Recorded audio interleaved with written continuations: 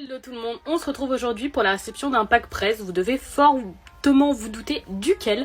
J'ai esquivé sur Instagram hier et avant-hier tous les posts pour ne pas me spoiler son contenu.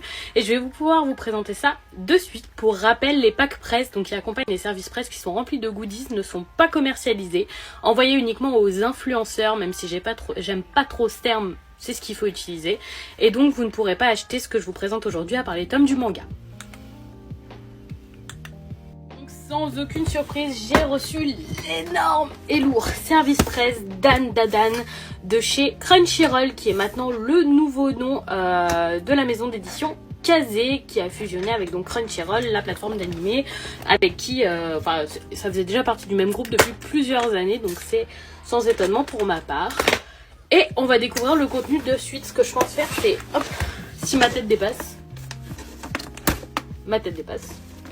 Ah, déjà ça s'est cassé la gueule. Ah voilà. Ça va juste ici. Donc déjà on a pas mal de petites illustrations autour du manga que je vais vous présenter. Donc je le prends directement. Il s'agit de Dan Dadan, que je vais avoir beaucoup de mal à dire. Je vous montre quelques planches. Pour la plupart des gens qui avaient acheté le dernier tome de Kaiju qui est sorti, on avait eu un petit extrait avec. Pour ma part, je l'ai lu et je l'ai apprécié. C'est pour ça que j'ai demandé à recevoir ce titre. Je continue le contenu en regardant le reflet parce que je ne vois pas ce que je fais. Avec un petit carnet comme ça et un petit crayon. Donc pareil, floqué Dan Dadan. Très très sympa, moi les carnets, une grosse consommation pour ma part.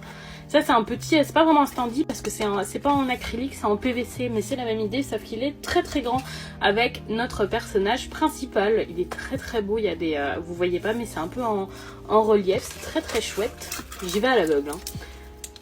Ensuite, un petit porte-clés comme ça. Si je regarde le côté où on voit la chose, forcément vous voyez pas. Avec, je pense, ça doit être un antagoniste. J'avais pas trop lu l'extrait pour pas trop me spoiler. Je voulais vraiment découvrir avec le tome 1, juste de quoi savoir si j'accrochais ou pas. Joli poster. Hop, je pense que vous voyez bien. Si je le mets à l'endroit, c'est encore mieux. Voilà, avec petit ovni. Je vous mettrai le synopsis après, même si avec la com. On continue avec comme un magazine, il est plastifié, j'adore quand c'est plastifié. Ça fait effet magazine et donc c'est la présentation du titre avec plein de détails comme on a très souvent quand on reçoit un service presse.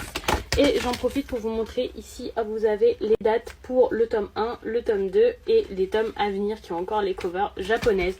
Donc le tome 1 et le tome 2 sortiront le 5 octobre, le tome 3 le 7 décembre et le tome 4 en février l'année prochaine. Et là, hop, il y avait une petite trappe qui permet d'ouvrir sur la suite. Donc, le tome 2, forcément. Jusque là, tout va bien. Ils sortent le même jour, le tome 1 et le tome 2, si jamais. Une petite planche de stickers avec des mannequineko, donc les petits chats porte-bonheur. D'ailleurs, il y en a un juste ici qui est vraiment trop mignon. J'adore, je trouve ça trop chou. Là, un petit porte-bonheur, vous savez comme on peut acheter... On continue avec l'objet que je comprends peut-être le moins, certains d'entre vous pourront peut-être m'éclairer. Il s'agit de cette boule dorée très très lourde, franchement ça pèse son petit poids. Je pense qu'une fois que j'aurai lu le manga, je comprendrai mieux le sens de cette boule parce que pour le moment je vous avoue que je ne sais pas. On a cette jolie illustration cartonnée, franchement j'adore. Elle a des petits Spider-Man sous ses chaussures, j'aime beaucoup. Très très belle, j'apprécie toujours les illustrations. Un autre petit standy comme celui d'après avec notre personnage féminin qu'on a également pu déjà découvrir dans l'extrait. Des clés, je pense que c'est celle de la mallette tout simplement pour fermer la mallette si on le désire. Et ensuite, et qui en a foutu de partout, c'est ça, c'est de la sauge. Voilà, vous voyez, ça tombe. Parce que là, il est ouvert. C'est de la sauge à faire brûler. Alors, je sais que dans... Enfin, moi, j'aime surtout l'odeur. Je sais que dans certaines croyances de trucs d'esprit, de sorcières, de machin, je vous avoue que je suis pas hyper opérationnelle sur tous ces sujets. Je disais que certaines personnes qui faisaient des trucs de sorcières, machin chose, disaient que ça chassait les esprits. Moi, je crois pas aux esprits, vous croyez à ce que vous voulez. Donc voilà, en tout cas, je la ferai quand même cramer parce que je trouve que ça sent très très bon. Et conclusion, voilà les deux premiers tomes de Dan Dadan. J'ai hâte de les découvrir. Je suis très contente d'avoir les deux premiers tomes avec donc la fameuse nouvelle jaquette Crunchyroll qui a fait tant parler d'elle. Pour ma part... Ça me gêne pas, c'est vrai que j'aime bien avoir des jaquettes colorées, mais je les trouve pas complètement incolores non plus. Je vous avoue que j'ai pas grand avis là-dessus, j'aime bien coloré, j'aime bien noir, en fait je m'en fiche.